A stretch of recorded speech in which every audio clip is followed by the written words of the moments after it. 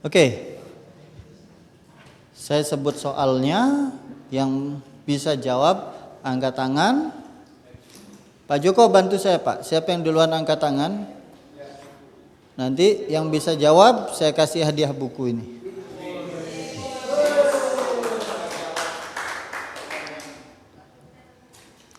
Baik, soalnya ada 6 referensi primer. Sebutkan 6 referensi primer tersebut.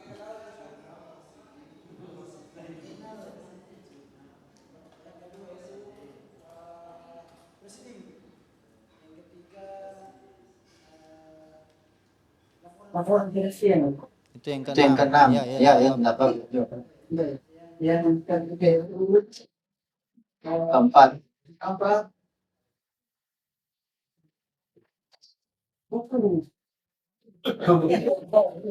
Buku apa?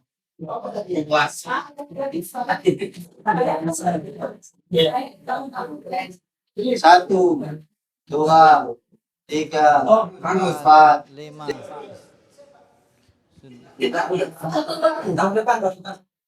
Ya, silakan. Ya, tutup contekannya, beres.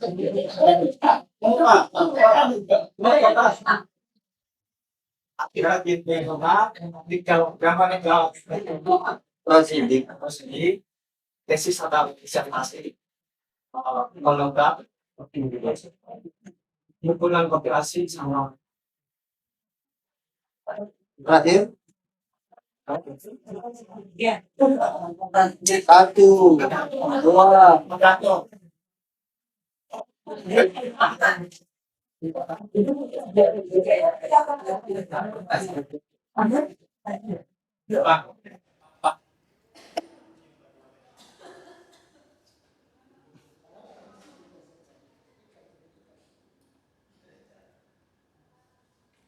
Ya, ini ya.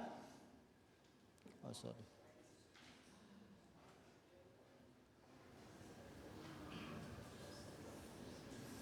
Oke, ada 6 ya.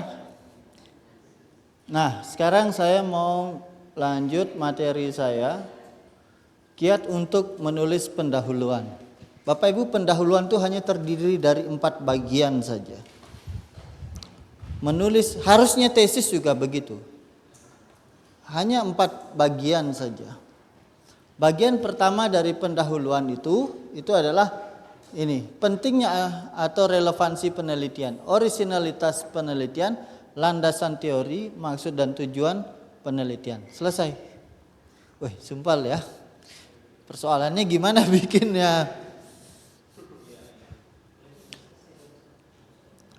Oke, kita perlu tentukan target yang hendak diteliti, lakukan literatur review, kemudian catat apa yang belum diteliti oleh orang lain, dan tentukan posisi penelitian. Pastikan belum dilakukan oleh peneliti lain. Nah, saya mau jelaskan dulu bagian pertama. Bagian pertama dari penelitian itu adalah pentingnya atau relevansi penelitian. Tadi kita di sesi yang pertama saya sempat singgung, itu ada riset gap ya namanya. Ya, ada kesenjangan di situ. Nah, kesenjangan ini ada kesenjangan yang sifatnya teoritis, ada kesenjangan yang sifatnya empiris. Nah, saya tadi tanya Pak Julian ada whiteboard, enggak ada whiteboard ya? Lagi dipakai, oke, enggak apa-apa. Karena saya biasanya suka nulis, walaupun tulisan saya enggak bisa dibaca. Gitu. Guru murid saya komplain ke anak saya. Dia bilang, tulisanmu jelek. Baru dia pulang ke rumah, anak saya kasih tahu, Pak, tadi guru saya protes, tulisan tangan saya jelek. Saya bilang, enggak apa-apa, kamu besok kasih tahu gurumu, tulisan papaku lebih jelek lagi. Tapi harus ingat, tulisan papaku tembus di jurnal Trindex Scopus. Gitu. Saya dan anak saya ngomong, gurunya diam, gurunya tahu bahwa bukan soal, ya saya tidak mengabaikan pentingnya keindahan gitu loh.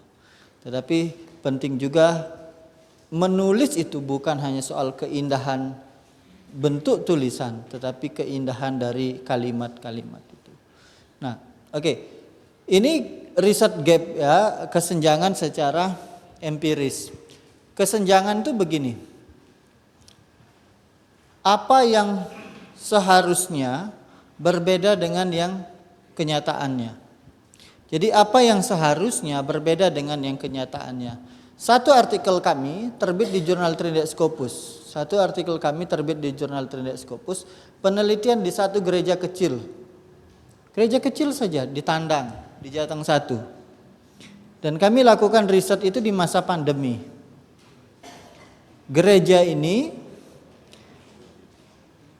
latar belakang jemaatnya mayoritas masyarakat yang kurang mampu. Tetapi di masa pandemi persembahan gereja ini meningkat.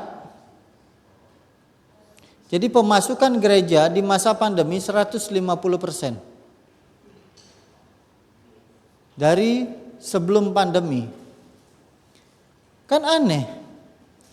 Secara teoritis ekonomi sedang lesu, banyak orang bekerja dirumahkan, tapi kenapa di tengah situasi yang lesu itu ada gereja dengan ekonomi masyarakat yang lemah bisa persembahannya meningkat. Kenapa? Itu kan muncul pertanyaan, ada kesenjangan. Harusnya gereja Tandang itu di masa pandemi jadi tutup. Karena banyak orang yang tidak bekerja, karena ekonomi lemah. Apalagi jemaat Tandang itu kan kerjanya apa? Jualan sayur di pasar. Lalu pasar kan tidak bisa buka di masa pandemi. Nah, harusnya tambah sulit gitu. Tapi ternyata persembahan mereka meningkat. Kami lakukan riset itu, kami bikin penelitian sampai akhirnya tembus di jurnal Trinidad Scopus. Step penelitiannya kami jalankan. Di pendahuluan itu kita jelaskan seharusnya itu terjadi penurunan keuangan, tapi ini meningkat. Berarti ini ada sesuatu yang tidak wajar di gereja itu. Hanya kita tidak tahu mengapa kok terjadi seperti itu. Oleh sebab itu perlu dilakukan penelitian. Nah, ini yang disebut dengan bagian yang pertama tadi. Pentingnya atau relevansi penelitian. Kalau ini tidak diteliti, ada sesuatu yang baik akan tidak terungkap. Lalu kami buatlah penelitian di gereja itu dan akhirnya betul terbit di jurnal Trinidad Scopus. Gitu. Hasil penelitiannya ternyata proses pembinaan yang dilakukan jauh sebelum masa pandemi itu membangun sistem nilai jemaat. Nah, ternyata di masa pandemi jemaat itu harus ibadah di rumah. Nanti ini sangat berkaitan dengan Kisah Para Rasul pasal yang kedua. Jemaat itu ibadah di rumah, mereka tidak pandai ibadah online. Jadi setiap tengah minggu, gembala dan pengurus itu menyusun susunan ibadah termasuk renungan yang tidak direkam. Baru selebaran itu dibagi ke semua jemaat. Setiap hari Minggu ada pengkhotbah baru di setiap rumah. Ada pemimpin pujian baru di setiap rumah. Ada orang-orang yang hampir jarang datang beribadah, dia beribadah di rumah. Pertanyaannya, kok bisa ada orang yang bisa pimpin? Ingat, ini ada proses yang terjadi jauh sebelumnya. Nah, di rumah-rumah itulah terjadi ibadah-ibadah yang jumlahnya kalau ditotal lebih banyak dibandingkan yang hadir di dalam gedung gereja. Berarti persembahannya jadi lebih banyak. Itu yang kedua, ada jemaat yang kemudian mendapat bantuan langsung tunai dari pemerintah. Jemaat itu menganggap bahwa itu bukan penghasilan mereka yang normal, sehingga mereka tidak memberi berdasarkan persepuluhan bukan. Mereka memberi lebih dari BLT itu. Dan ingat, itu tidak dibentuk di saat pandemi. itu dibentuk sebelum masa pandemi, mereka dibangun sistem nilai di situ. Proses pembinaan itu yang kemudian di masa pandemi mereka bisa mengajar di rumah-rumah, mereka kemudian bisa membangun kehidupan rohani, mereka kemudian tahu memberi. Itu hasil risetnya. Jadi kesimpulan dari penelitian kami, kalau mau gereja itu bertumbuh, perkuatlah pengajaran. Kalau tidak dibangun pengajaran yang baik yang membentuk sistem nilai di dalam kehidupan jemaat, ini tidak akan terjadi. Nah itu di bagian pendahuluan kita harus jelaskan itu. Contoh lain ya, contoh lain, umpama secara teoritis Alkitab mengajarkan bahwa setiap orang Kristen itu yang dinikahkan itu tidak bercerai, karena Alkitab mengajarkan bahwa apa yang dipersatukan Allah tidak bisa diceraikan oleh manusia. Itu teoritisnya, kita harus jelaskan itu. Tapi ternyata dalam praktek lapangannya, di satu daerah, di Sorong misalnya, di tempat pelayanannya Bu Catur, ada 10 keluarga di gereja tersebut dalam 10 tahun terakhir cerai. Nah, sementara Alkitab mengajarkan begini, tapi kenapa orang Kristen banyak cerai di situ? Itu masalah yang kita perlu angkat.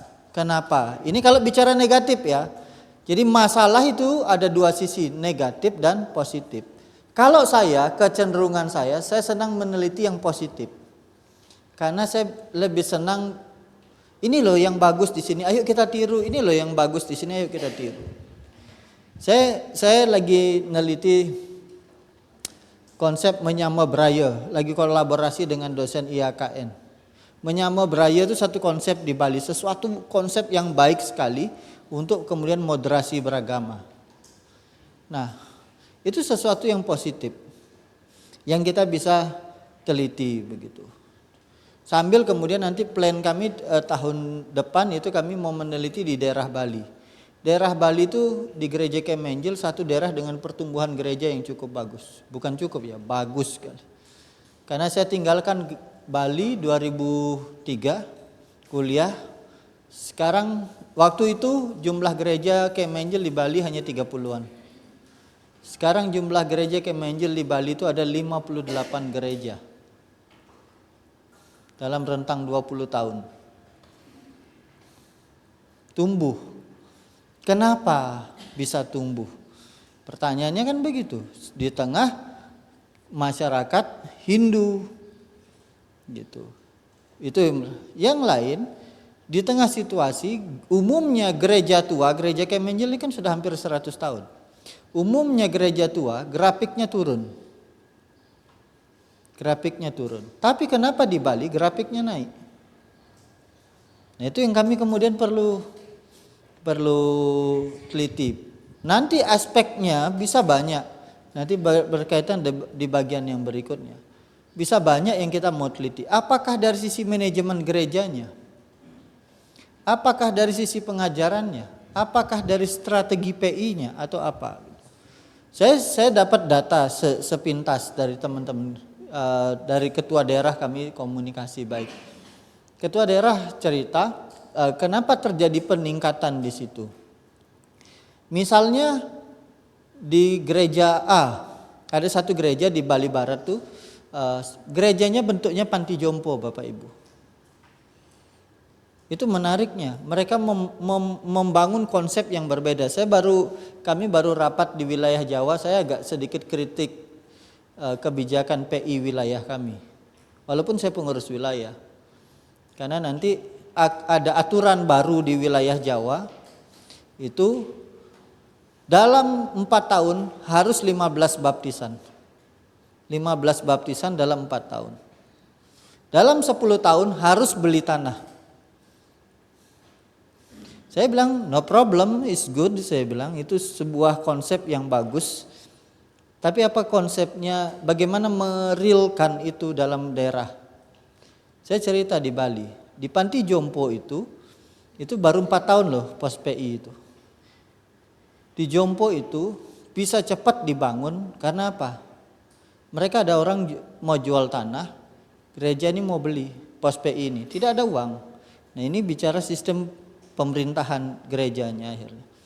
Mereka daerah keluarkan surat, semua gereja di daerah Bali bikin persembahan khusus 1 bulan 1 kali untuk mendukung pos PI tersebut. Lalu kemudian persembahan khusus yang dikumpulkan dari gereja lokal berapapun jumlahnya dikumpulkan pakai beli tanah Jompo itu. Lalu kemudian gereja-gereja lain bergerak, jadilah dalam 4 tahun. Satu case yang itu. Ini berarti administrasi gerejanya, sistem pemerintahannya jalan baik yang mendukung pertumbuhan gereja. Case kedua di Ubung. Ubung itu kontrak dari zaman saya masih sekolah. Kontrak. Lalu sampai akhirnya 5 tahun yang lalu tanah itu mau disita oleh bank karena pemiliknya tidak mampu membayar hutangnya di bank. Harganya sekitar 500 juta harga tanah itu. Dan itu harus disita. Ada gereja di atasnya. Tanah itu kan kontrak, gereja itu kontrak. Ada gereja, lalu kemudian wah ini sayang. Kalau ini disita bank berarti gedung gerejanya harus dibongkar, jemaat mau ibadah di mana enggak tahu. Tapi akhirnya daerah keluarkan surat keputusan menghimbau jemaat-jemaat dan gereja mengadakan persembahan khusus. Mereka temui bank dalam 3 bulan, akhirnya ada kesepakatan, bank bilang oke, kalau dalam 3 bulan ini kamu bisa bayar DP 60% dari harga tanah itu, kami kasih ke gereja. Dan mereka urus, diadakan persembahan khusus, baik di gereja lokal maupun di wilayah pada waktu itu, terkumpul dana dalam 3 bulan, tidak hanya dari persembahan khusus, tentunya ada sumber lain. Dalam 3 bulan terkumpul dana 200 sekian juta. Dan itu bisa dibayar tanahnya. Nah, ini yang saya sebut sebagai sesuatu yang baik yang kita bisa riset. Kenapa kok mereka bisa membangun kebiasaan yang baik seperti itu? Sehingga kemudian menyokong pertumbuhan gereja di banyak tempat. Di Bali Barat saja di daerah saya, di Jembrana itu dulu gereja Kemenjel hanya ada di Mendoyo dan Ambiarsari. Sekarang di Jembrana itu sudah Warnasari, Mendoyo, Ambiarsari, Negara 2, Yehmbang 1, Gilimanuk 1, lalu ini baru muncul lagi tahun lalu anak hamba Tuhan di situ baru kuliah ke Simpson.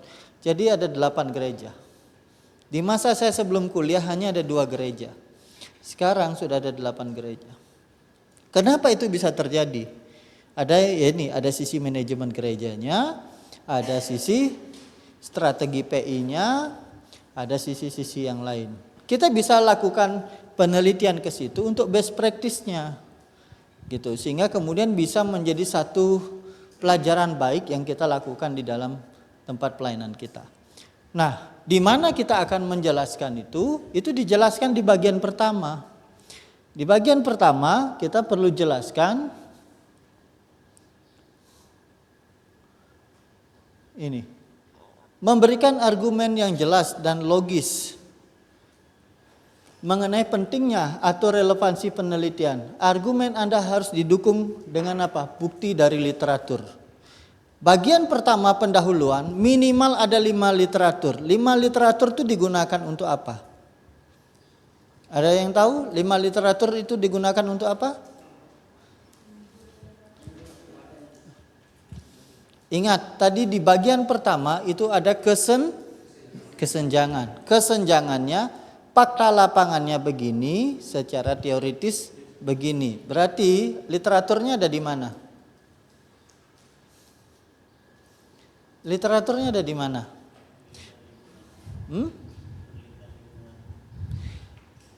Penelitian lingkungan bisa. Tapi yang paling jelas, ingat, ini saya tuh suka masukkan mic begini biar cepat, biar mudah ngomongnya.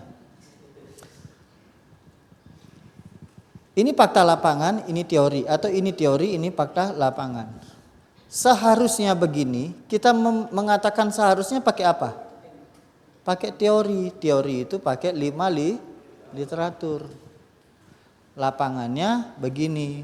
Lapangannya bisa hasil apa? Hasil wawancara, bisa hasil observasi, bisa berita, bisa statistik gereja, bisa apa saja untuk menunjukkan itu ada masalah. Jadi kita mau mulai dengan mana? Kita mau mulai menjelaskan ini loh di daerah A terjadi begini, fakta lapangan kan? Seharusnya secara teoritis begini.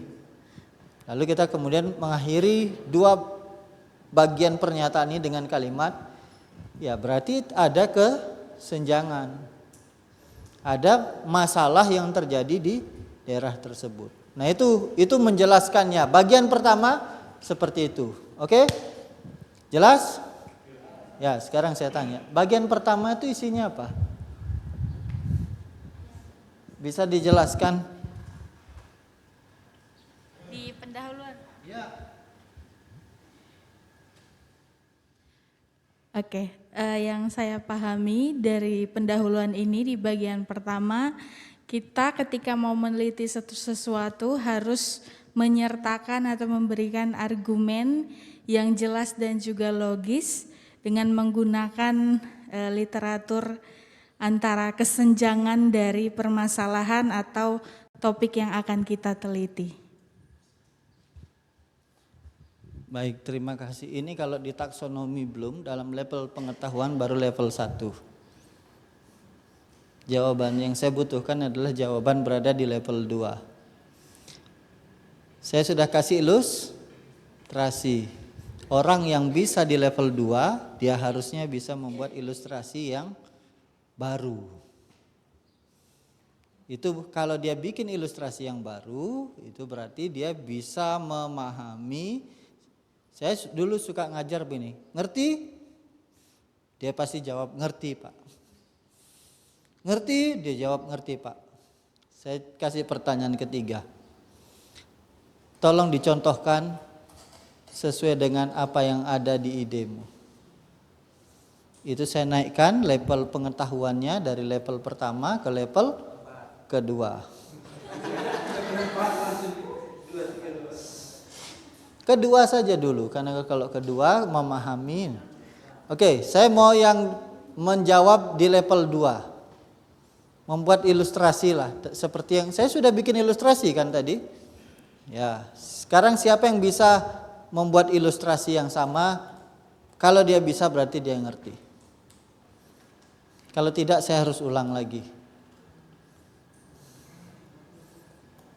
Siapa? Ini susahnya kalau enggak ada whiteboard. Kalau ada whiteboard, siapa? Oh, Pak Jimmy. Ya, saya akan coba. Yang pertama, untuk masuk dalam pendahuluan harus meneliti apa yang harus menjadi penelitian kita. Kalau dia satu lingkungan atau gereja, kita harus melihat apa yang harus kita teliti di situ, kasus apa yang di situ. Setelah itu bisa kita memakai statistik. Kalau di gereja, statistik gereja, atau kita bisa pakai literatur atau buku-buku yang mendukung untuk untuk mendukung penelitian kita. Ya, sepertinya itu aja. Belum menjawab pertanyaan saya.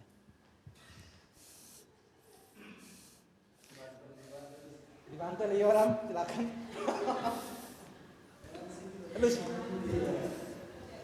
Usiamu berapa? 25 Pak. 25. Iyalah, sudah tuan. Nah, saya mau ilustrasikan gap ya. Gap di bagian pertama pendahuluan. Dia sudah berusia 25. 25 tahun itu apa? Fakta empiris. Fakta empiris atau fakta lapangan bahwa dia berusia 25 tahun. Secara teoritis, Orang yang sudah berusia 25 tahun itu sudah menikah.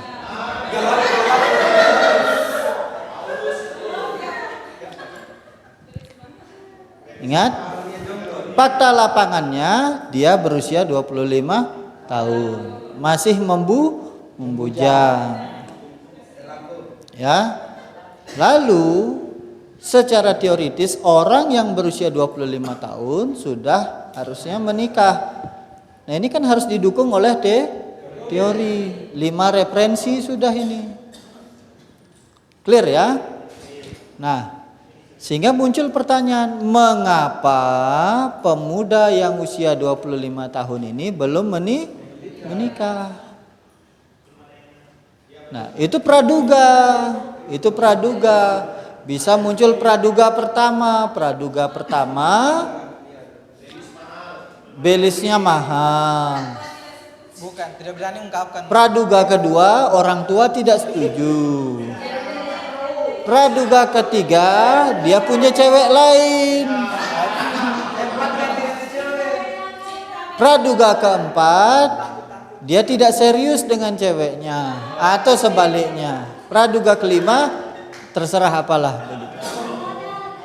Nah, penelitian itu kemudian untuk membuktikan praduga mana yang Betul. betul.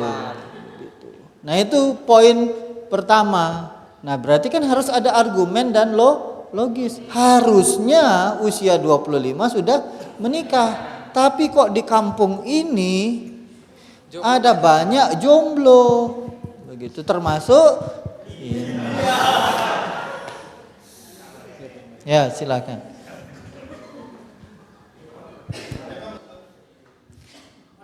Oke, silakan. Pak, saya sebelum Pak tanya, saya minta Pak ilustrasikan dulu masalah. Ya, ini jawaban ilustrasinya itu berkaitan dengan apa yang saya pikirkan ketika saya melihat ada sesuatu yang mau saya tulis.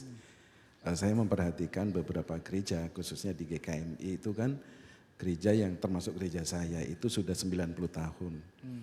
Dan ada beberapa juga di sekitar wilayah Jepara itu yang gereja-gereja notabene usianya sudah di atas 90. Tapi yang saya perhatikan pertumbuhannya itu kan stagnan. Jangankan mau keluar untuk membangun pos PI dan lain sebagainya. Sedangkan di dalam saja sepertinya keadaan jemaat tidak bertumbuh. Lalu saya bandingkan, tadi baru saya cerita dengan beberapa teman, saya membandingkan ada di GGKMI yang ada di wilayah Sumatera Utara, yang usianya belum sampai puluhan tahun. Tetapi itu menjadi gereja yang luar biasa karena mereka punya antusias berkaitan dengan penginjilan dan lain sebagainya itu sungguh luar biasa.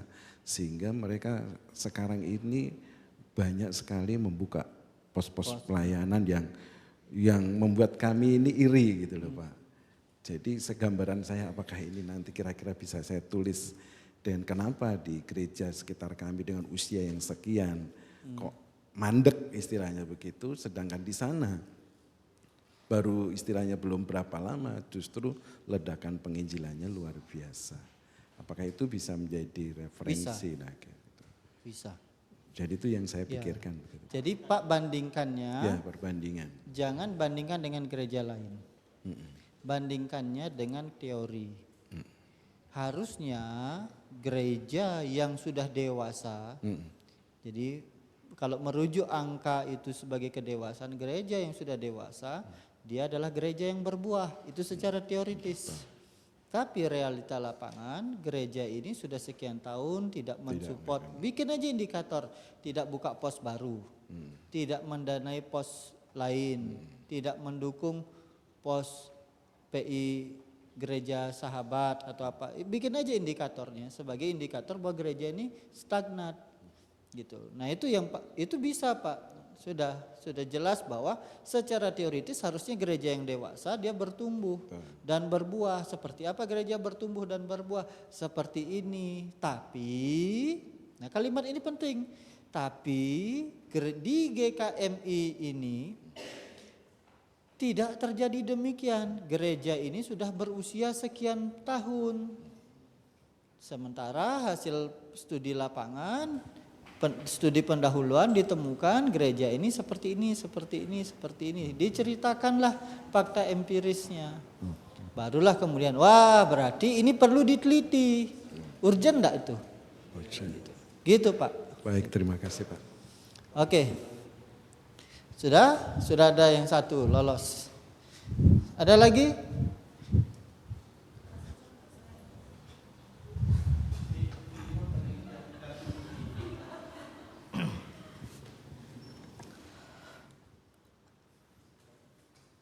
Cek. Baik, terima kasih Bapak dosen, Pak Putu Ayub. Dalam pendahuluan harus memberikan argumen yang jelas dan logis mengenai pentingnya satu penelitian. Gambaran saya ataupun ilustrasinya, jadi di dalam hal penelitian ini harus betul-betul fakta yang logis. Saya ambil contohnya pada tahun 2022 di kota kami atau di daerah kami itu ada kasus yang viral, namanya bunuh diri. Jadi dalam kasus bunuh diri itu saya tertarik untuk meneliti dan usia ataupun yang viral pada waktu itu adalah anak-anak SMA. Nah sementara dalam studi lapangan yang kita lihat, pasti umumnya anak-anak remaja SMA bunuh diri itu pasti adalah kasus asmara. Asmara toh. Nah setelah kita kaji, karena apa? Ini sangat berkaitan dengan pelayanan konseling pastoral. Karena dalam pemahaman tradisi gereja suku atau di budaya Batak, kalau dia meninggal bunuh diri tidak boleh disakramen. Dia mayatnya ditelungkupkan, jadi tidak perlu lagi diagendakan, tidak lagi ada ibadah. Jadi ini pada waktu itu sempat terjadi viral. Jadi banyak anak-anak yang remaja yang meninggal bunuh diri itu tidak disakramen. Dengan hal itulah saya mengajak para pendeta, kami kebetulan jemaat kami namanya Jemaat Nafiri Sidikalang. Jadi saya membuat satu komunitas namanya itu Nafiri Youth Community. Ternyata studi lapangan tidak semua kasus bunuh diri itu karena asmara. Ya itu kan temuan. Nah itu temuan. Nah sekarang yang saya tanya itu bukan itu. Apa kesenjangannya? Seharusnya seperti apa? Fakta lapangannya seperti apa? Bingung aku jadinya. Pak, saya dengar cerita Bapak saja di otak saya sudah 3 ide, Pak. Ide pertama saya akan tanya pertama verifikasi. Tahap pertama saya adalah, ini saya sering lakukan dengan mahasiswa saya di Simpson. Saya akan tanya pertama, yang bunuh diri itu mayoritas anggota gereja enggak? Iya, yang pasti anggota-anggota gereja. Oke, sekarang saya akan kaitkan dengan teologi pengharapan. Iya. Ya, saya akan kaitkan dengan teologi pengharapan. Bahwa gereja itu selalu mengajarkan pengharapan di dalam Kristus. Gereja mengajarkan pengharapan di dalam Kristus. Dan pengharapan di dalam Kristus membuat orang kemudian lebih kuat untuk hidup menghadapi tantangan. Ya. Tetapi di daerah Sidikalang terjadi kasus bunuh diri yang banyak terjadi pada remaja atau pemuda. Padahal gereja sudah sering mengkhotbahkan tentang pengharapan. Mengapa kasus bunuh diri masih banyak terjadi? Ya. Itu yang pertama, Pak. Yang kedua, coba dari statement itu. Ini kalau kita paham perangkap berpikir, lalu kita punya framework yang kerangka berpikir yang luas. Iya. Saya langsung muncul yang kedua. Yang kedua, soal kematian. Di situ ditelungkupkan kan, tidak ada ibadah. Iya. Itu fakta lapangan bahwa orang meninggal karena bunuh diri tidak akan dimakamkan secara Agama. sakramentum gitu. Bukan sakramen ya. Kita harus karena berbeda sakramen dan sakramentum gitu. Iya. Gitu. Nah, tidak dilakukan dengan sakramentum. Nah, sementara Alkitab hampir tidak bicara tentang teknis pemakaman. Sekarang nanti masuk ke bagian kedua itu di situ, mengapa tradisi itu dilakukan? Itu pertanyaan pertama yang bisa kita riset. Mengapa tradisi itu dilakukan padahal Alkitab tidak bicara dan itu dilakukan oleh orang Kristen? Apakah kemudian bicara dengan konsep disiplin gereja? Gitu. Itu yang pertama. Yang kedua, apakah enggak, ini masih yang ini, masih di poin kedua. Poin kedua tuh. Yang kedua yang bisa diteliti dari poin kedua itu adalah apakah itu berkaitan dengan pemahaman teologi? Mereka membentuk satu teologi tersendiri terkait dengan orang mati. Nah, Pak mau teliti yang mana? Di bagian yang kedua loh ini. Kenapa orang ditelungkupkan? Gitu. Lalu di bagian yang ketiga, penelitian ketiga yang bisa. Penelitian pertama, kedua, dan sekarang yang ketiga. Yang ketiga itu Pak bisa masuk terkait dengan case-nya banyak di pemuda Kristen, kemudian masuk di isu pendidikan di dalam gereja. Di pendidikan di dalam gereja bisa dibagi beberapa. Pak bisa bicara tentang pendidikan, isu materi pendidikan di pemuda. Itu yang pertama. Yang kedua bisa bicara isu pendidikan di keluarga. Isu ketiga di bagian pendidikan itu adalah bagaimana peran gereja melakukan penguatan mentalitas pemuda melalui keluarga. Pak mau pilih yang mana? Nah itu dari cerita Bapak saja sudah muncul di otak saya. Kalau saya di Sidikalang Pak, sudah Pak saya dapat 3 penelitian sudah. Iya. Pas. Nah tinggal Pak sekarang mau ambil yang mana? Itu Pak harus jelas posisinya. Fakta lapangannya sudah jelas begini. Pak mau bandingkan dengan teori yang mana? Jadi kita ambil yang saya itu nomor 3. Ya silahkan Pak. Saya tidak minta Pak buat keputusan. Itulah. Makasih Pak.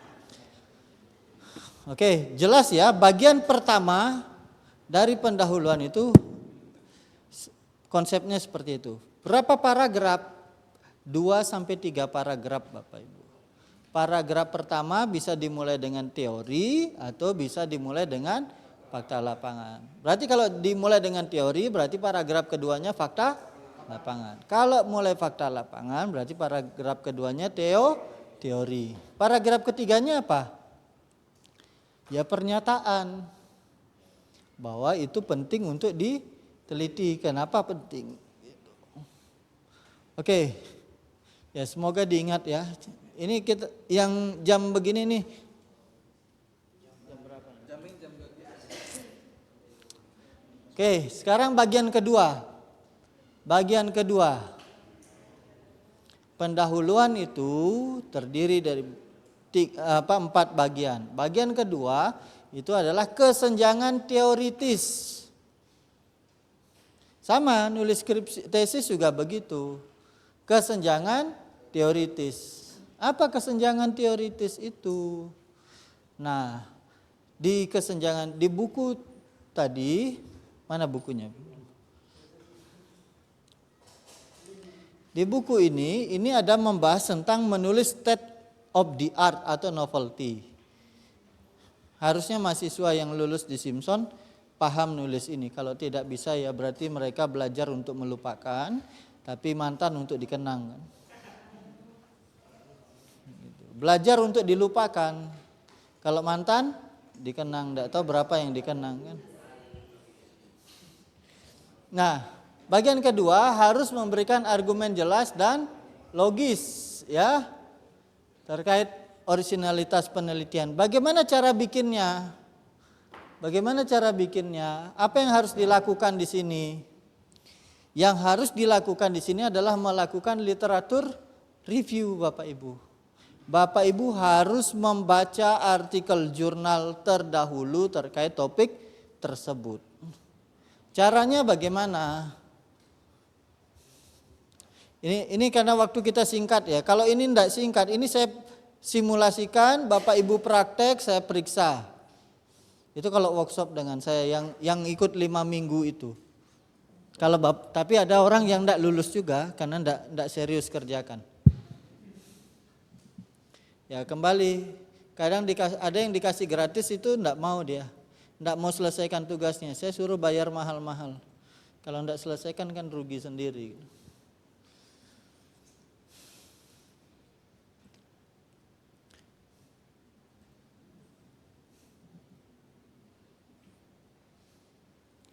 Saya akan tunjukkan pakai eSite Bapak Ibu. Ini AI.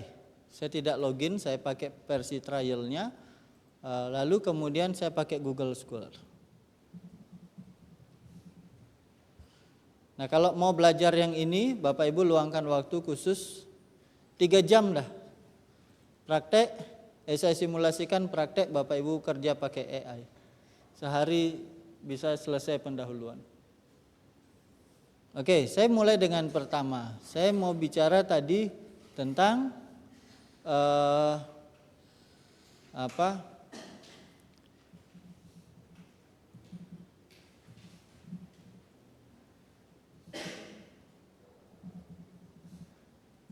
ya. Oke. Ini saya bicara tentang sakramentum kematian. Saya kasih tanda kutip. Tidak ada bicara tentang kematian. Saya pisahkan dia. Oke. Ada berapa penelitian tentang sakramentum? Ingat di bagian ini bicara tentang kesenjangan teoritis. Jadi yang Bapak Ibu harus lakukan di sini menunjukkan bahwa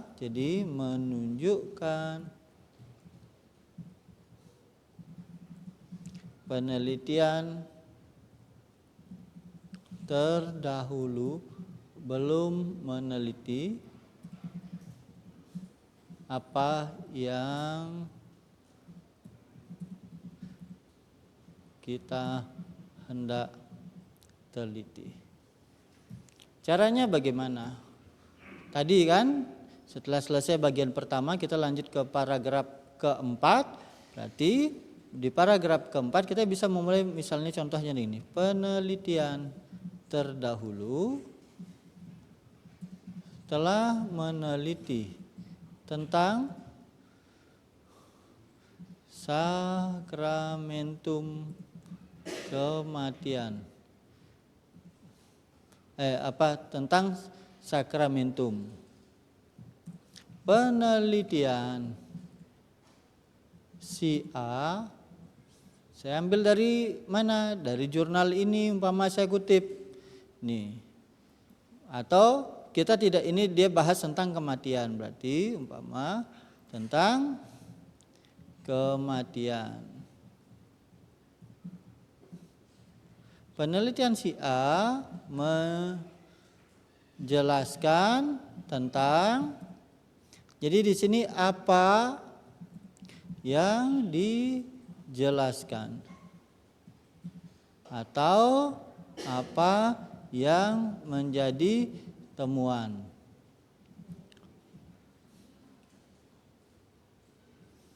Lalu penelitian ini belum meneliti tentang kematian dan sakramentum. Penelitian selanjutnya dilakukan oleh si B. Si B meneliti atau menemukan apa? Intinya kembali bahwa penelitian si B belum memberikan jawaban terhadap masalah sakramentum kematian. Baik aspek praktis maupun teologis. Terus Bapak Ibu lakukan pola seperti ini, terus lakukan pola seperti ini sampai kemudian si E atau si G. Berapa literatur sudah? A, B, C, D, E, F, G. Tadi di sesi tentang literatur, sumber acuan 25 literatur kita gunakan dalam menulis. Bagian pertama sudah berapa literatur? 5. Bagian kedua 5 sampai 7. Jadi sudah di pendahuluan saja ada berapa literatur? 12, 10 sampai 12 sudah. Gitu, di bagian pendahuluan saja. Sudah. Jadi lakukan seperti ini sampai kemudian muncul di sini namanya state of the art. Inilah cara mengemukakan kebaharuan penelitian. Beberapa ini contoh kalimat ya. Penelitian di atas telah memberikan gaya orang barat, kita mengapresiasi tulisan orang lain. Memberikan kontribusi signifikan bagi kajian tentang konsep orang mati dan sakramentum. Jadi yang di sini tidak hanya kalau Bapak ini baru kematian, bisa ditambah di sini penelitian lain tentang sakramentum. Lakukan lagi polanya seperti yang di poin ini. Nanti baru di sini kita signifikan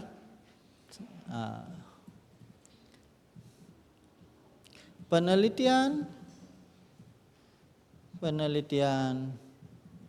terdahulu masih meninggalkan kesenjangan teoritis.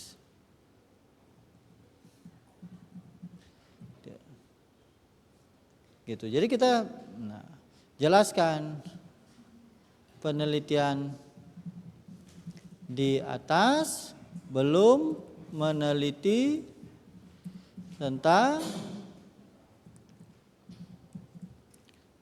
sakramentum kematian yang berkaitan dengan tradisi gereja di Sidikalang. Oleh sebab itu penelitian ini akan fokus pada kajian teologis tentang sakramentum praktik sakramentum pada kematian orang Kristen yang bunuh diri. Nah, nanti di sini perlu dijelaskan, Pak Mah, meninggalkan kematian, tradisi gereja di Sidikalang, dan bunuh diri. Nah, harus Pak pastikan bahwa di sini memang belum ada yang meneliti tentang itu. Barulah masuk di sini. Ini state of the art. Statement ini penting Bapak Ibu. Kami editor akan mencari kalimat ini untuk menunjukkan bahwa penelitian ini belum dilakukan oleh orang lain. Gitu. Nah, pola kalimatnya intinya seperti ini, tapi bahasanya harus begini. Ya, tidak harus polanya kalimatnya seperti itu. Bapak Ibu tinggal sesuaikan ya.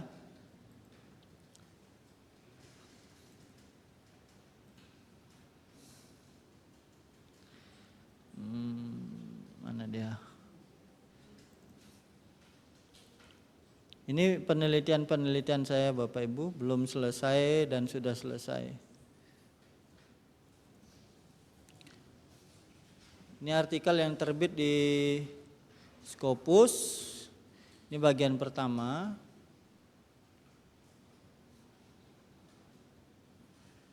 Nih.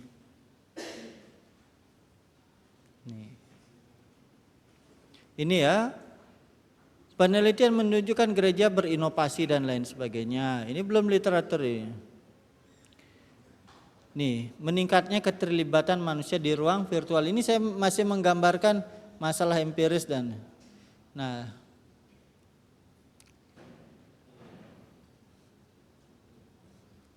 Sebentar, literatur reviewnya di mana?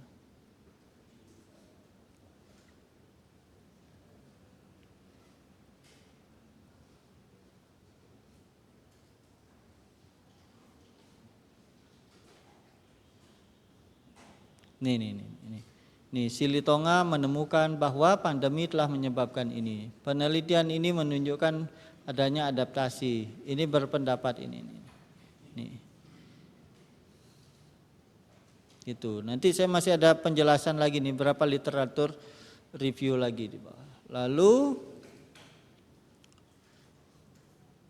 sebentar.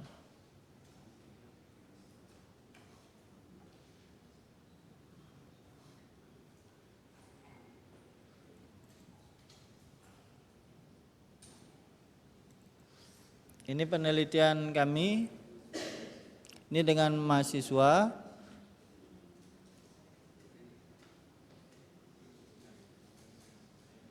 Oh bukan, ini belum selesai.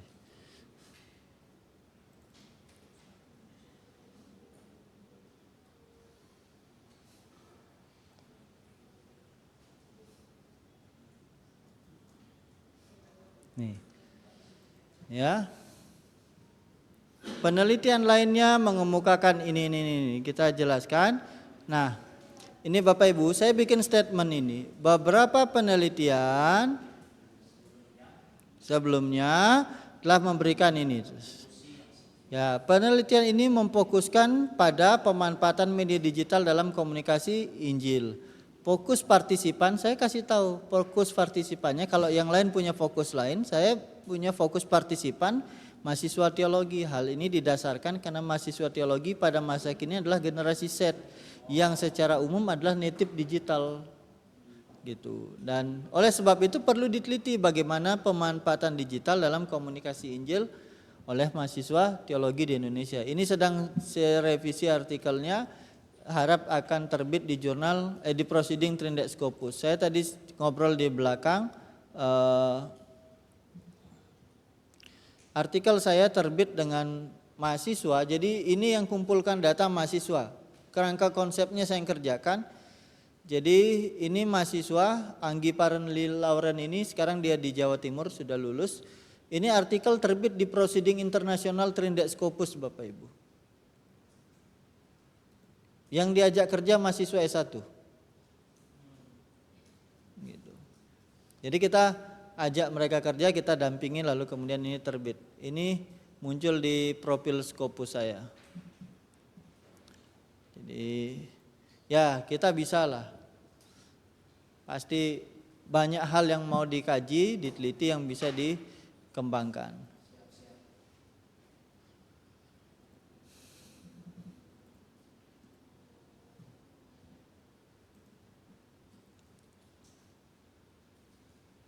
Oke, ini belum merge ya. Di sini akan kelihatan.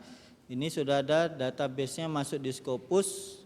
Ini mahasiswa nih. Teacher ability. Ini ada nama siapa? Anggi Parenli Lauren. Gitu.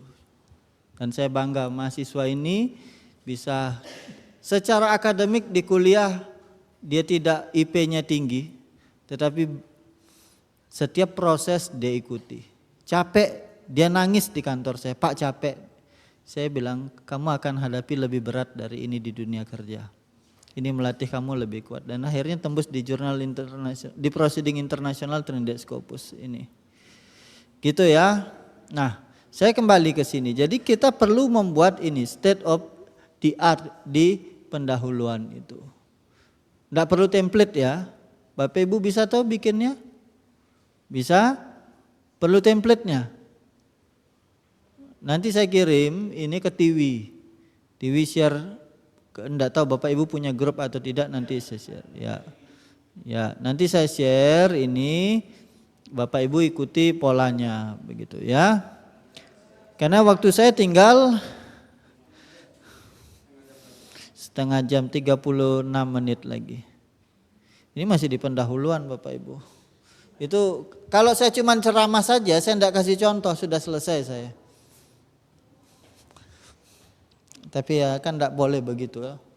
Nah bagian ketiga dari pendahuluan itu adalah menjelaskan landasan teoritis. Bapak Ibu harus menjelaskan, misalnya tadi membahas tentang sakramentum kematian. Pemakaman lah lebih tepatnya kan. Nah harus dibuat secara teoritis apa itu sakramentum pemakaman. Buatlah 5 literatur mendefinisikan apa itu sakramentum pemakaman. Sudah, lalu kemudian supaya jelas apa yang kita maksudkan dalam penelitian kita. Lalu kemudian kalau di situ ada variabel lain, misalnya di situ bunuh diri, apa yang dikategorikan bunuh diri di situ. Nah, itu harus jelas. Bunuh diri yang dimaksudkan di dalam penelitian ini adalah ini. Pak, itu didukung oleh teori. Sebaiknya tidak pakai kamus. Karena kamus umum bahasa Indonesia itu sifatnya umum. Bapak Ibu gunakan apa? Gunakan buku-buku dari pakar psikologi, pakar sosiologi yang menjelaskan ini loh. Nah, tidak harus jurnal, bisa buku, bisa jurnal. Tapi yang bagian yang ini, bagian yang kedua itu pasti jurnal. Dan proceeding, jurnal, proceeding, disertasi, tesis, laporan penelitian, monograf. Tidak ada buku, di bagian kedua itu tidak ada buku. Bagian pertama dan ketiga ada buku-buku dan lain sebagainya. Bapak Ibu harus mendefinisikan, ini loh yang saya maksud dengan ini. Gitu. Clear? Clear. Bagian terakhir itu adalah rumusan masalah. Rumusan masalah, pertanyaan penelitian dan tujuan penelitian. Umpama rumusan masalahnya, penelitiannya mau fokus apa tadi? Nah, umpama sakramentum pemakaman orang yang bunuh diri. Nah, berarti dibuatlah kalimat tanya di situ. Dibuat kalimat tanya, apakah kita mau aspek teologisnya? Bagaimana pandangan teologis tentang pemakaman, praktik pemakaman terhadap orang yang bunuh diri? Nah, itu yang ya gitu. Tujuannya untuk menemukan konsep teologisnya. Gitu. Sekarang kan terakhir anaknya Pak Tong, David Tong bikin TS, isu yang dibahas selama 5 hari turut itu adalah bunuh diri. Masuk surga atau tidak masuk surga. Kalau menggunakan teologi pengharapan, menggunakan covenant teologi, orang bunuh diri tidak masuk surga. Karena nanti berangkat iman tanpa perbuatan adalah mati. Kalau dia percaya Yesus adalah sumber pengharapan, dia tidak akan mengambil langkah bunuh diri. Gitu. Ya, oke. Selanjutnya metode penelitian. Tunjukkan hal baru dari sisi metode. Saya tadi pagi sudah kasih contoh ya. Yang artikelnya Pak Hengki saya kasih contoh itu. Nah, di bagian ini Bapak Ibu tidak perlu banyak menggunakan kutipan teoritis, tidak perlu. Bapak Ibu cukup menjelaskan di bagian ini. Misalnya Bapak Ibu pakai metode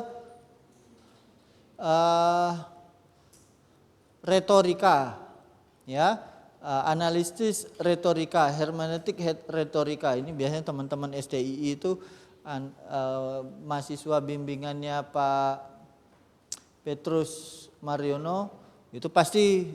Nah, perlu dijelaskan mengapa menggunakan analisis tersebut. Harus dijelaskan mengapa menggunakan analisis retorika, bukan yang lain.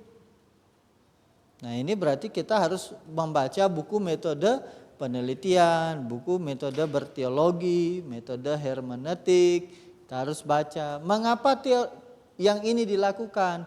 Bisa banyak alasan. Alasan pertama, pendekatan lain sudah digunakan oleh orang lain, tapi masih ada lensa yang kita bisa gunakan. Ini novelty loh, kebaharuan, karena orang lain belum gunakan. Gitu. Kita perlu jelaskan itu. Bagian berikutnya di metode itu adalah jelaskan proses penelitiannya. Bapak Ibu harus jelaskan proses penelitiannya. Berikutnya, jelaskan pengumpulan data dan sumber data. Bagaimana data itu dikumpulkan? Bagaimana data itu dikumpulkan? Apakah melalui wawancara? Kalau melalui wawancara, siapa yang diwawancara? Mengapa dia diwawancara? Mengapa tidak yang lain? Kalau dia pakai statistik, mengapa statistik itu digunakan? Bagaimana itu digunakan? Tujuannya apa? Ini sebenarnya basic ya, kalau belajar di hermeneutik itu basic sekali itu. Silakan.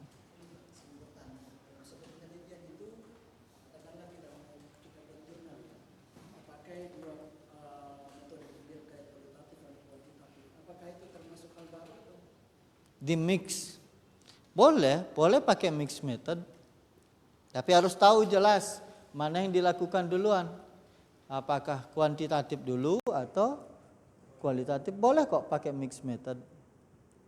Cuman saya sendiri tidak senang melakukan mix method. Saya spesialisasi saya penelitian kualitatif, dan sebagian besar penelitian kualitatif saya yang sudah di Q1 dan Q2 itu adalah penelitian kualitatif. Gitu. Kenapa? Menariknya penelitian kualitatif, saya bisa menemukan banyak hal yang belum saya tahu di lapangan.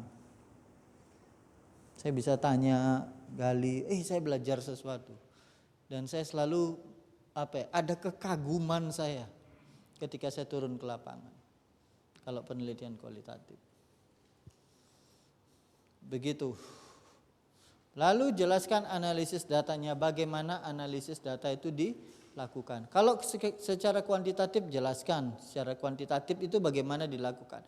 Kalau analisis teologi, bagaimana analisis teologinya dilakukan. Kalau analisis biblikal, jelaskan bagaimana analisis biblikal itu dilakukan.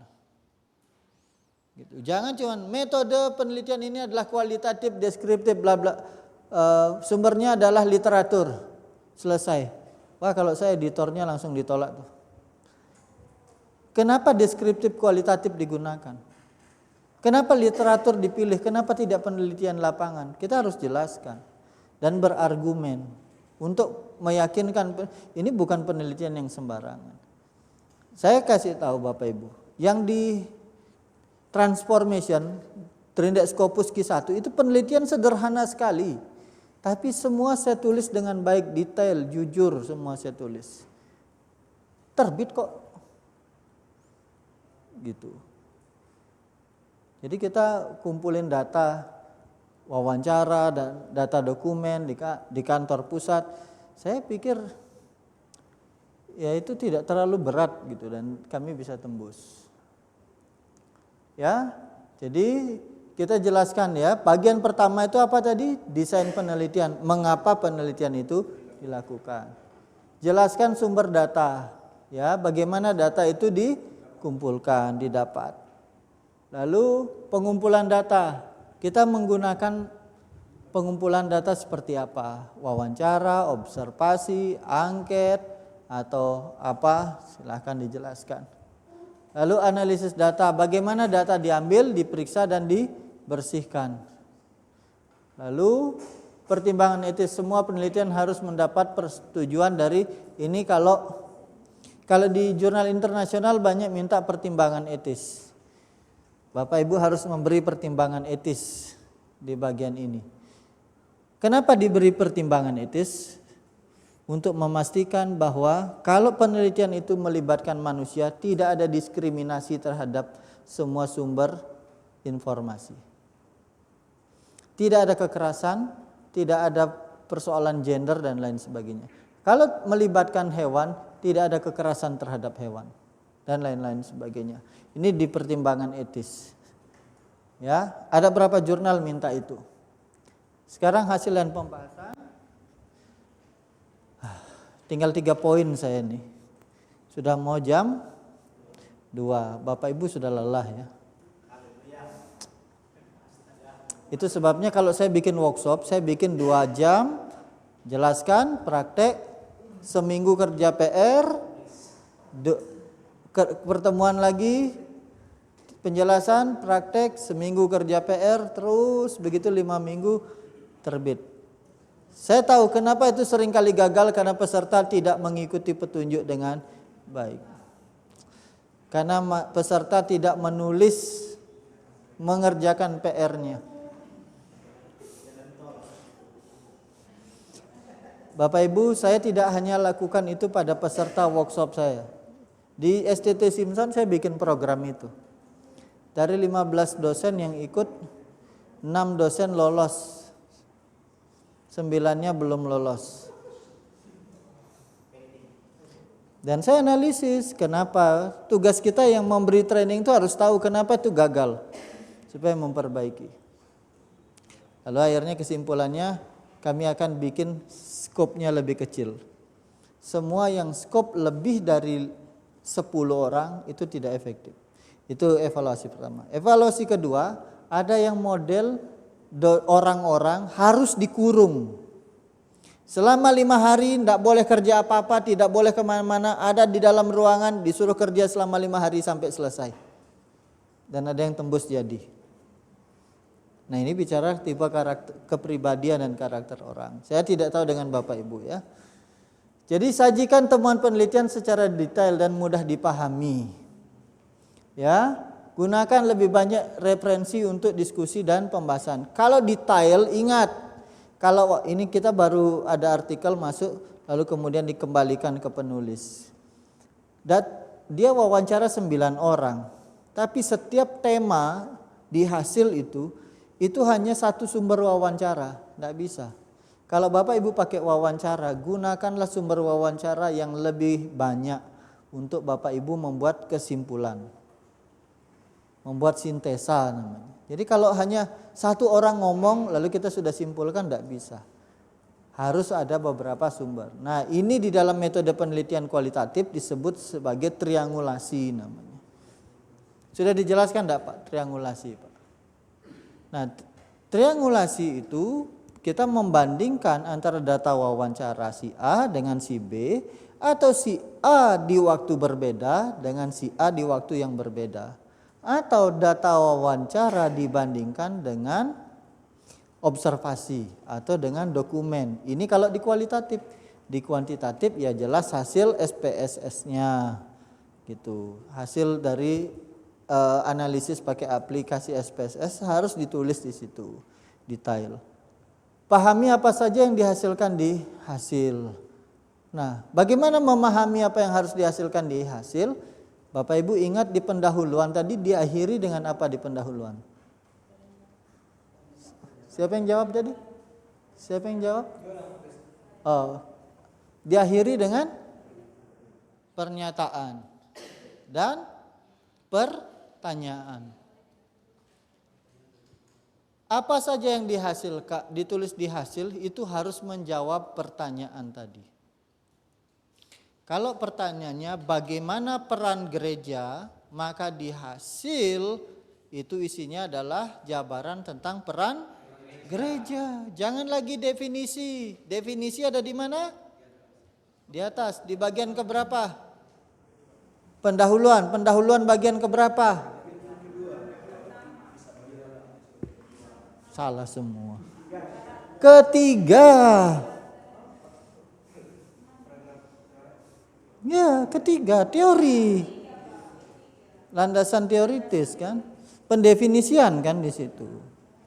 Gitu. Nah, itu tapi di hasil itu fokus menjawab apa yang menjadi pertanyaan penelitian. Kayak Pak tadi, mengapa gereja di GKMI Jepara tidak bertumbuh? Nah, itulah faktor-faktor tidak bertumbuh itu yang kemudian muncul di hasil. Bukan lagi apa itu pertumbuhan gereja. Enggak, pertumbuhan gereja tempatnya di atas. Di situ fokus pada apa faktornya. Faktor pertama, gereja ini tidak ada pengajaran untuk penginjilan. Atau gereja mulai suam-suam kuku karena begini dan lain sebagainya. Gitu. Atau orang sudah nyaman secara rohani. Atau apalah itu. Ya itu tergantung data lapangan nanti, tapi itu harus disusun, dijelaskan, menjawab pertanyaan tersebut gitu. Pastikan hasil penelitian menjawab rumusan masalah. Tahun ini baru 2 bulan, belum 2 bulan penuh, kami sudah menolak 25 artikel di Evangelical. Problemnya ada di sini Bapak Ibu. Begitu kami baca rumusan masalah, hasilnya sepertinya kok hasilnya normatif, deskriptif yang teoritis. Enggak, kami enggak mau. Tolak.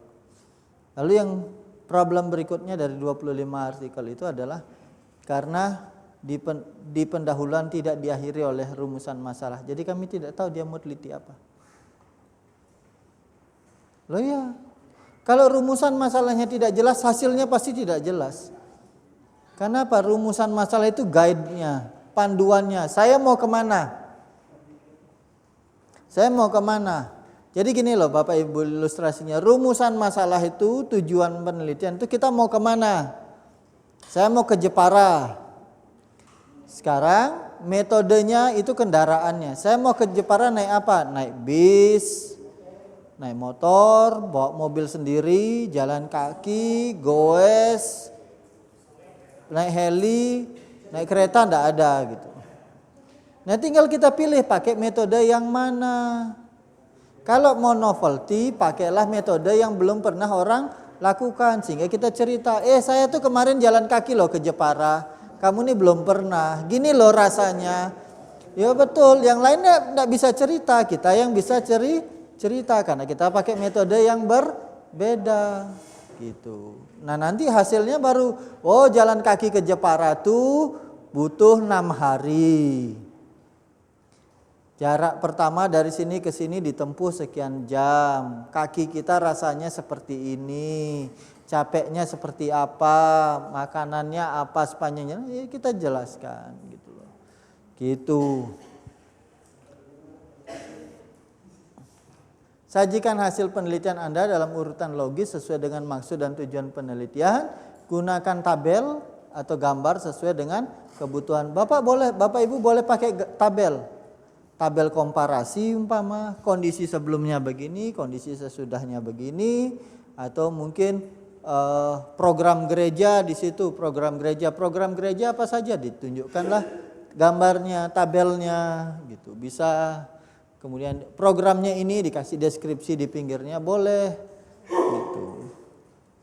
Lalu gunakan kutipan sesuai kebutuhan. Kalau perlu ada penjelasan ya dijelaskan pakai kutipan maupun dari referensi wawancara.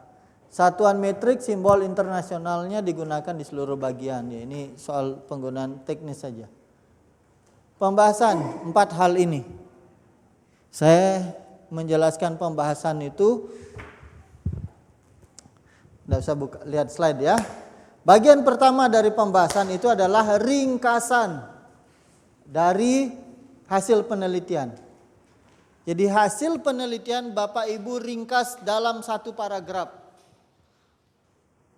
Mau tahu cara meringkas paling cepat? Pakai AI. Tahu caranya? Belum. Jadi saya bisa ringkas dia pakai AI. Tapi kan saya sudah tahu hasilnya. Saya hanya butuh 1 menit. Saya selesaikan hasil penelitiannya. Pastikan semua hasil penelitian selesai dengan detail. Saya buat jadi PDF, saya upload data saya di AI. harus pakai data saya, tidak boleh pakai data orang lain. Harus data saya. Saya upload, saya masukin from-nya, lalu kemudian dia keluarkan hasilnya. Lalu copy paste, sorry, dinarasikan kembali di parafrase supaya tidak ketahuan dari AI walaupun pakai data kita. Paragraf pertama itu kita membuat ringkasan dari temuan penelitian kita. Bagian kedua dari pembahasan itu adalah membandingkan. Nah, ini kita belajar filsafat akhirnya. Tapi saya pikir di prodi teologi pasti belajar filsafat. Sudah belajar ada filsafat enggak di S2 di sini? Siapa yang ngajar? Sudah belajar tentang dialektika Hegel enggak? Itu di filsafat loh itu. Dialektika Hegel itu belajar juga di logika. Dialektika Hegel itu tesis, antitesis, sintesis. Jadi di pembahasan itu bagian pertama tadi apa di pembahasan? Ringkasan. Itu temuannya kita loh. Yang bersifat empiris. Kita perlu membuat temuan yang bersifat teoritis. Ini di pembahasan letaknya. Nah, bagaimana cara membuatnya? Semua temuan lapangan itu dibandingkan secara teoritis. Bahasa yang digunakan bisa begini. Penelitian di atas sejalan dengan penelitian si A.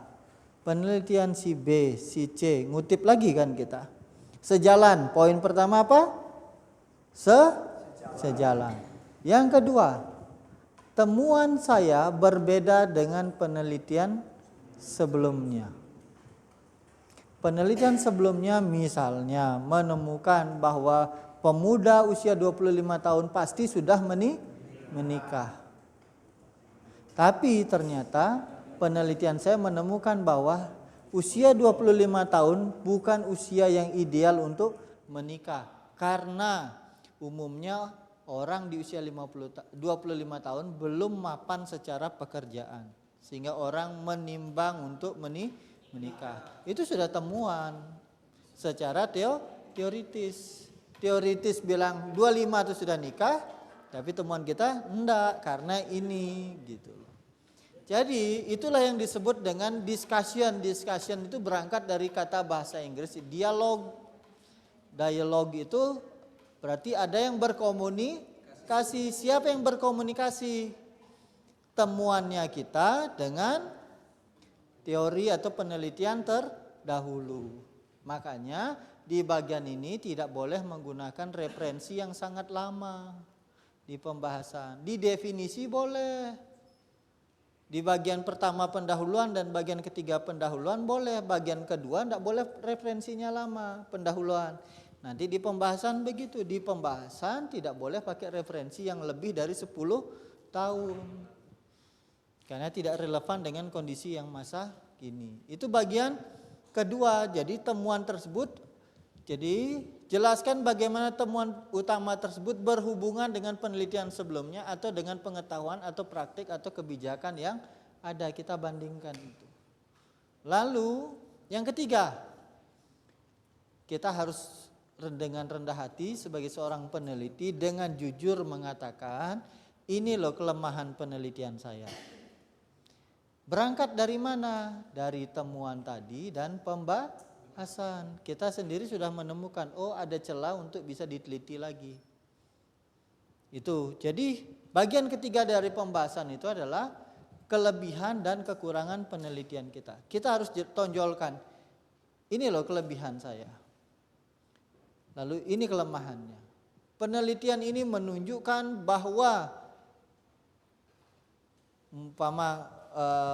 tradisi makamkan mayat yang bunuh diri, bahwa tradisi tersebut dapat menolong gereja menekan angka bunuh diri. Karena kalau tidak ada sanksi sosial seperti ini, angka bunuh diri akan meningkat. Nah, itu misalnya, tapi kan tidak tahu temuan lapangannya kan gitu. Ini misalnya kan gitu.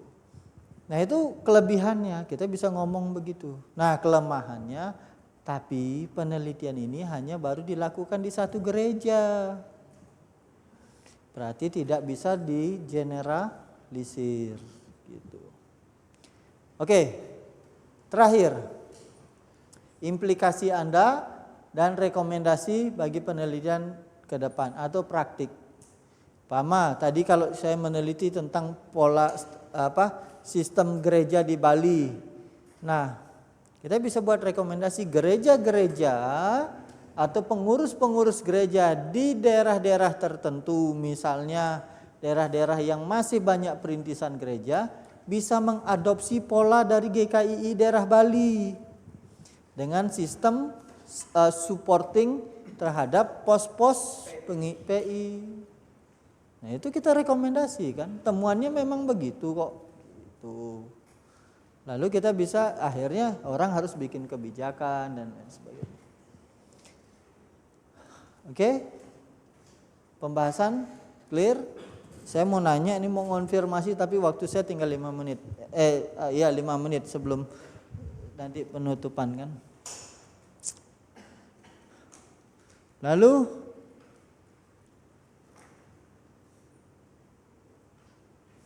kesimpulan. Kalau sudah kesimpulannya kita pulang habis ini.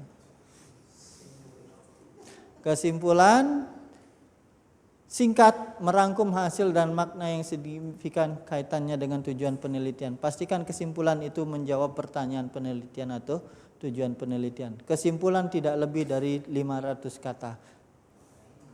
Kesimpulan umumnya hanya 250 sampai 350 kata. Dan menjawab, ingat pertanyaan penelitiannya harus terjawab oleh kesimpulan. Selesai. Sekarang kita abstrak. Kok abstrak kok terakhir padahal struktur artikelnya abstraknya duluan. Gitu. Saya selalu menulis abstrak itu belakangan. Karena semua harus tuntas. Dan saya nulis abstrak, sekarang sudah ada AI ya, makanya saya bilang standar saya tidak ke Sinta 3 ke bawah, Sinta 2 ke atas. Karena saya dimudahkan oleh AI. Saya punya prompt khusus sehingga abstrak saya bisa selesai hanya dalam hitungan detik pakai AI. Tapi dengan catatan dari pendahuluan sampai kesimpulan semua harus tuntas, tidak ada salah kata, kalimatnya mudah dipahami dan lain sebagainya. Saya masukin ke AI, masukin promptnya, sekejap abstraknya jadi. Tapi saya mau kasih tahu ini isi abstrak. Abstrak itu tidak lebih dari 200 kata. Tips saya, ini kalau tidak pakai AI ya. Nah, abstrak harus terdiri dari ini, latar belakang, tujuan, latar, metode, hasil, kesimpulan, kontribusi. 2 kalimat masalah penelitian. Abstrak, 2 kalimat masalah penelitian. 1 kalimat metode. 2 sampai 4 kalimat temuan penelitian.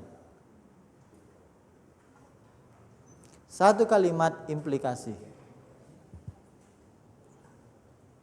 Nih, latar belakang rangkumlah nilai sosial. Di pendahuluan tadi kan ada 4 poin kan? Ada 4 poin. Poin pertama itu dirangkum dalam 2 kalimat, Bapak Ibu. 2 kalimat. Lalu tujuan, nyatakan tujuan penelitian secara keseluruhan. 1 kalimat saja. Itu umumnya cuma 1 tujuan. Latar, di mana penelitian itu dilakukan. Metode, nyatakan dengan jelas metode apa yang digunakan. Hasil, nyatakan temuan utama apa yang menjadi temuan utama yang menjawab rumusan masalah. Diringkas dari kesimpulan. Sudah? Terakhir, nyatakan kesimpulan Anda dan implikasi rekomendasi penelitian kita. Ini nulis abstrak.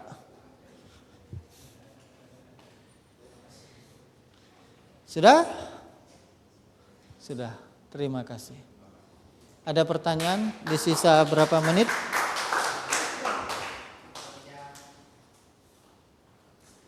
Tidak ada yang bertanya?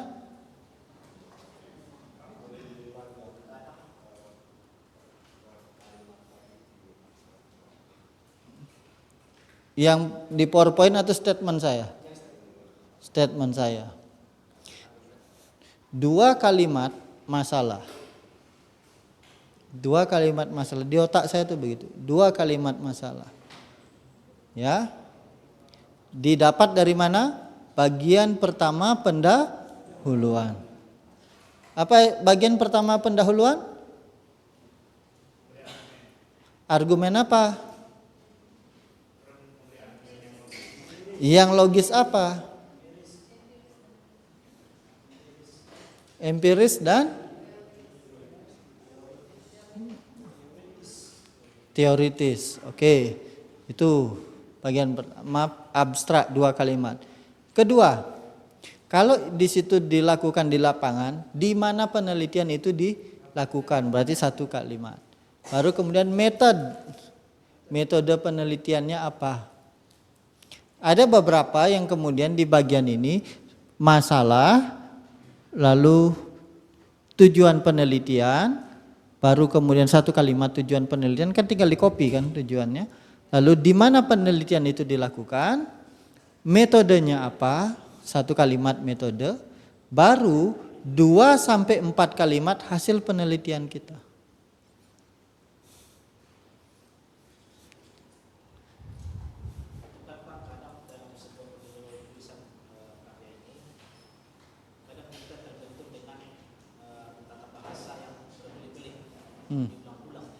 Redundansi namanya.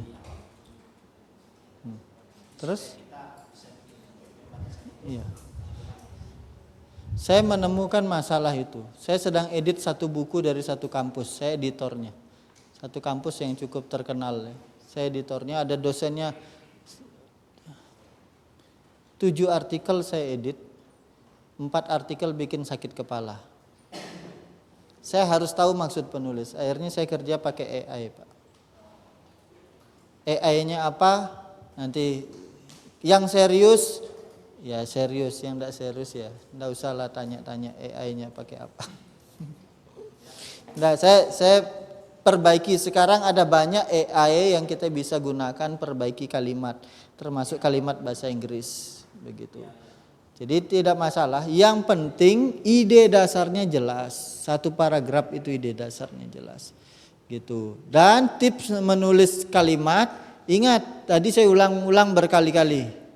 Menulis kalimat itu tidak lebih dari berapa kata? 14 kata.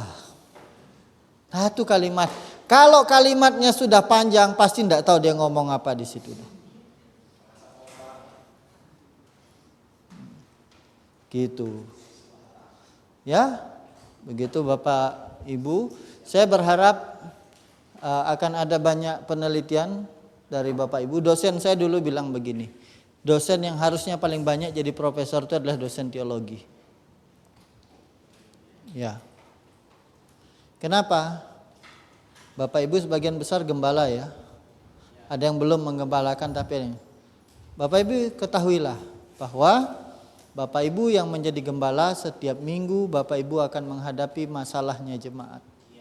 Sehingga Bapak Ibu harus melakukan riset sosial apa yang menjadi masalah jemaat. Tidak usah pikir penelitian yang jauh-jauh itu.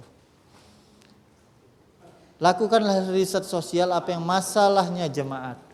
Lalu yang kedua, Bapak Ibu lakukanlah riset teologis atau riset biblikal untuk memberi jawaban atas masalah jemaat. Makanya dosen saya bilang, tiap minggu seorang pendeta, dosen teologi khotbah, kalau dia tidak melakukan riset artinya dosen tersebut tidak sedang menjawab masalah jemaat. Itu dosen Pak, dosen paling khotbah sebulan sekali, syukur-syukur. Kalau dia tidak pegang jemaat ya setahun paling berapa kali kan gitu. Tapi sebenarnya itu sangat mengena bagi Bapak Ibu yang menggembalakan. Kalau Bapak Ibu tidak lakukan riset sosial di jemaat Bapak Ibu, ingat kita gembala itu harus tahu jemaatnya gemuk, sakit, kurus, apa segala macam, kita yang tahu. Tidak mungkin suruh gembalanya siapa yang kasih makan. Makanya lakukanlah riset sosial untuk tahu masalahnya jemaat, lalu lakukanlah riset teologi, riset biblikal untuk tahu bagaimana Alkitab memberi jawaban atas masalah tersebut. Khotbahkanlah itu. Saya yakin. Bapak Ibu, C.S. Lewis dia adalah seorang pastor scholars. Dia John Stott juga. Dia tidak sekedar khotbah muncul, dia lakukan sesuatu riset yang dalam sehingga dia bisa memberi jawaban.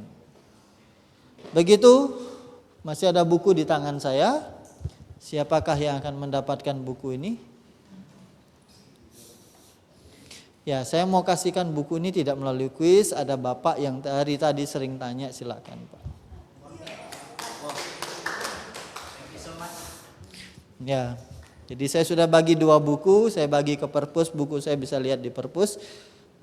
Tadi sudah ada yang beli. Terima kasih sudah beli buku saya. Bapak Ibu sudah bantu mendukung pertandingan sepak bola, sekolah sepak bola kami untuk akhir bulan ini dengan membeli buku tadi. Terima kasih. Saya serahkan selanjutnya kepada Pak Julian atau Pak Joko sekaligus mengakhiri dan menutupnya. Terima kasih.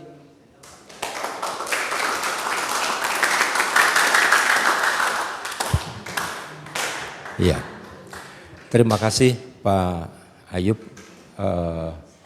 Sebenarnya sangat kurang sekali waktu kita, tetapi saya berharap apa yang sudah didapatkan dari workshop ini minimal lah ada yang nyantol-nyantol yang menginspirasi kita untuk membuat. Karena saya bersyukur saya sudah sampaikan kepada Pak Julian bahwa berkaitan dengan judul yang di penelitian maupun di PKM akan diizinkan untuk judulnya.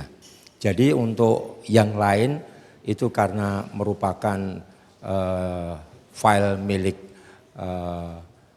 institusi, jadi tidak boleh disampaikan. Cuman judul-judul aja yang sudah ada di roadmap itu bisa dibagikan. Saya sudah minta kepada Pak Julian dan diizinkan. Lalu yang kedua, nanti kita akan buat Google Form yang nanti Bang Sam yang akan membuat kaitannya dengan kepakaran apa yang Bapak Ibu itu mau ambil. Apakah di pastoral, apakah di sistematika teologi, apakah di misi, atau apakah di mungkin counselingnya atau di apa begitu. Nanti bisa dibuatkan dan Bapak Ibu Saudara bisa langsung mengisi, saya mau concern di penelitian bidang ini. Nah, nanti dari hasil Bapak Ibu mengisi form itu nanti akan kita compare dengan roadmap judul-judul yang sudah ada. Sehingga akan lebih mempercepat karena kita kejar-kejaran waktu. Tadi Pak Arub sudah sampaikan 1 tahun itu terlalu pendek. Dan itu pun mungkin belum tentu bisa disubmit karena memang ada perbaikan kah dan lain sebagainya dan sebagainya. Jadi atau juga urutannya. Hanya tadi saya mohon sama Pak Ayub, tolong dong kami disediakan slotnya untuk kami berapa. Bukan berarti kami minta itu untuk diloloskan, bukan. Tapi minimal ada slot yang kita bisa terima dari jurnal yang beliau kelola gitu. Nah, mana yang nantinya berhasil ya slot itu bisa diberikan kepada dosen maupun kepada apakah itu penelitian bersama ya, dosen dan mahasiswa itu SOK, tidak ada masalah begitu. Ini harapan kami Pak, bukan untuk diloloskan atau tidak, tapi disediakan slotnya gitu.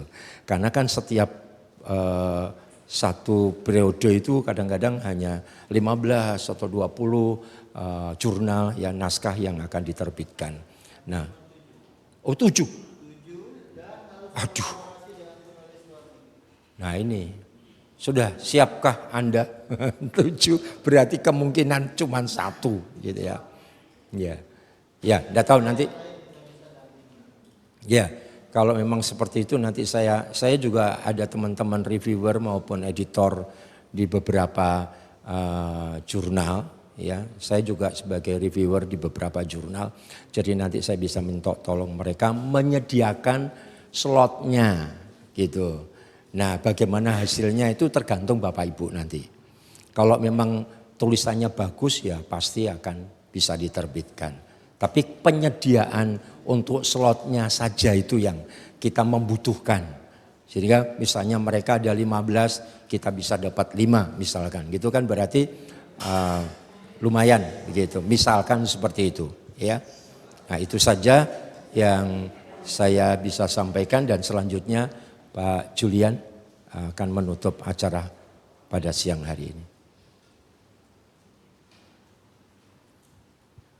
Terima kasih Pak. Ya, selamat kembali ke daerah masing-masing. Yang paling jauh adalah yang pulang ke Ungaran. Itu yang paling jauh ya. Oke, jadi terima kasih Pak Ayub. Tuhan berkati untuk materinya. Memang waktu terbatas, jadi apa boleh buat apa boleh. Ya, dalam waktu yang singkat, Pak Ayub sudah tolong kita. Karena itu salah satu syarat untuk tesis. Ya, satu syarat untuk tesis. Jadi terima kasih sudah bekali mahasiswa S2 kami. Tuhan berkati. Itu yang pertama. Yang kedua apalagi ya? Kadang-kadang hilang di otak saya ini. Terlalu banyak yang diingat jadi hilanglah sudah. Sam bisa tolong saya ingatkan apa yang ada di otak saya tidak ini ya? Ya, kadang-kadang hilang juga di otak ini. Oh ya. Saya di seluruh Indonesia saya mendampingi jurnal pengelolaan jurnal dari negeri sampai swasta, dari Sumatera sampai Papua. Saya dampingi pengelola jurnal. Jadi kalau boleh berjejaring dengan saya. Kalau syarat kampus tidak wajib akreditasi, di jurnal-jurnal yang saya dampingi saya bisa arahkan. Saya bisa dampingi masuk di jurnal-jurnal tersebut karena saya selalu tanya target jurnalnya akreditasi Sinta berapa, dan saya akan lihat artikel Bapak Ibu kira-kira ini akan menolong jurnal itu enggak untuk up akreditasinya gitu. Jadi kalau kira-kira itu relevan untuk meng-up akreditasi jurnal tersebut, saya bisa bantu, saya bisa tolong gitu. Jadi seperti itu. Dan nanti kalau mau ke internasional yang tidak bereputasi, ya saya bisa tolong. Saya punya teman editor jurnal di Nigeria, dia punya jurnal internasional terindeks DOAJ. DOAJ itu menengah, nanti kita bisa jejaringkan ke sana. Begitu, terima kasih.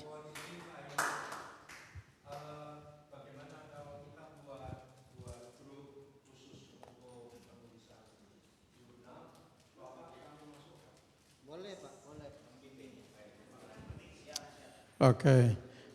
Sekali lagi Pak Ayub terima kasih ya. Jadi demikian. Saya juga lagi ada jurnal yang mau diterbitkan di Afrika untuk kenaikan lektor saya, lektor kepala. Jadi sedang diolah oleh anak saya sendiri di Makassar, karena dia juga tandangan jurnal. Jadi harap keluar dan saya ajukan itu. Berapa bayarnya? Murah, 13 juta.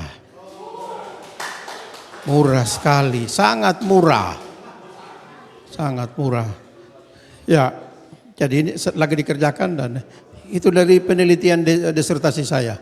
Salah satu topik diangkat menjadi jurnal internasional. Untuk naikkan prodi kita, untuk akreditasi nanti. Saya bayar sendiri untuk naikkan akreditasi ini. Luar biasa. Nanti upah saya banyak di sorga. Ya, gitu. Oke, terima kasih. Hari ini Tuhan tidak bekerja lagi, kita yang bekerja sendirinya. Oke, sudah.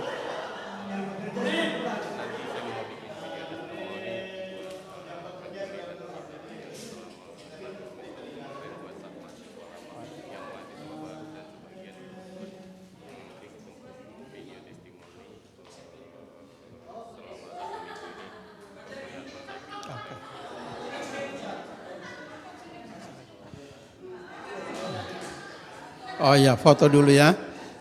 Oke. Iya. Oke, terima kasih. Nanti ada pengumuman dari SAM. Tetapi ya, mohon Pak Ayub maju dulu ke depan. Nanti ya, ada sesuatu yang kita mau serahkan. Tidak usah lihat isinya, lihat amplopnya saya cukup lah ya. Ya, oke. Ya, di foto dulu ya. Karena ini kan laporan ke Korea ini. Oke, terima kasih Pak Ayub ya, Tuhan memberkati ya. Oke, enggak usah lihat isinya Pak. Lihatlah tulisannya di luar ya.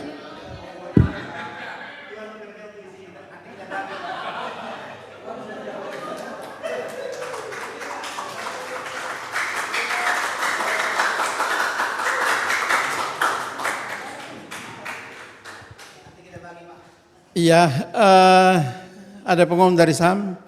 Kita berdoa dulu ya mungkin ya. Menutup dulu. Oke, nanti Gembala Sidang GKMI dari Jepara yang akan berdoa menutup. Ya, ini yang rohani yang ketiga. Oke. Ya, mari Pak Yohanes, monggo silakan tutup dengan doa.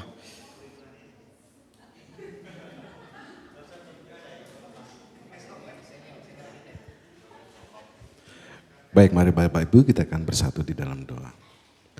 Bapa di surga, kami menaikkan syukur dan terima kasih Engkau sudah memberkati kami dalam pertemuan dari hari Senin hingga hari terakhir Jumat ini.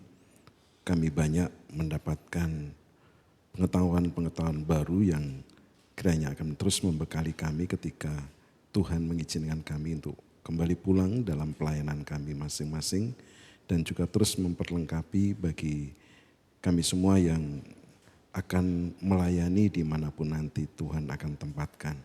Terima kasih untuk apa yang sudah kami dapatkan ini akan terus menjadi bekal bagi kami dan siap memberikan yang terbaik untuk pelayanan pekerjaan Tuhan di mana Tuhan percayakan bagi kami untuk melayani. Dan kalau sebentar kami akan berpisah satu dengan yang lain untuk kembali baik kami yang ada di sekitar Ungaran, Jawa Tengah maupun yang akan ke luar pulau. Dalam nama Yesus kerinduan kami percaya bahwa penyertaan Tuhan Engkau nyatakan bagi kami semua. Segala transportasi yang kami pakai, baik kendaraan motor, mobil, bahkan pesawat, bagi teman-teman yang jauh, kami percaya Tuhan penyertaan-Mu luar biasa pasti dan yakin kami percaya Engkau akan menyertainya, sehingga kami boleh tiba ke tempat kami masing-masing dengan keadaan selamat dan kami siap kembali untuk melayani Engkau. Terima kasih untuk kekuatan, kesehatan, dan kesanggupan yang Tuhan sudah berikan bagi kami selama kurang lebih 5 hari ini. Dan ketika kami mengadakan perjalanan pulang, kami rindu juga Engkau terus berikan kami kekuatan, kesehatan, dan perlindungan. Jauhkan mara bahaya kecelakaan. Tibakan kami di rumah kami masing-masing, bertemu dengan keluarga kami, bertemu dengan jemaat Tuhan yang Tuhan percayakan atas kami. Untuk perkuliahan kami selanjutnya, baik onsite maupun online di waktu-waktu yang akan datang, kami percaya Tuhan juga akan mempersiapkan kami semua untuk bisa mengikuti dengan baik. Dan Tuhan berikan kami terus kesanggupan, kemampuan, dan semangat untuk bisa mengikuti perkuliahan ini hingga pada akhirnya nanti. Terima kasih untuk STT Kanaan yang menjadi tempat bagi kami untuk melanjutkan studi magister ini. Biarlah Tuhan sendiri juga yang akan terus memberkati pelayanan melalui pendidikan di STT Kanaan di tempat ini. Terima kasih Bapa, segala kemuliaan hanya bagi nama-Mu, di dalam nama Kristus Yesus Tuhan dan Juru Selamat kami yang hidup, kami berdoa dan mengucap syukur. Amin. Terima kasih Pak. Sampai ketemu 2 minggu yang akan datang dalam kuliah. Dan 2 tahun yang akan datang di Korea.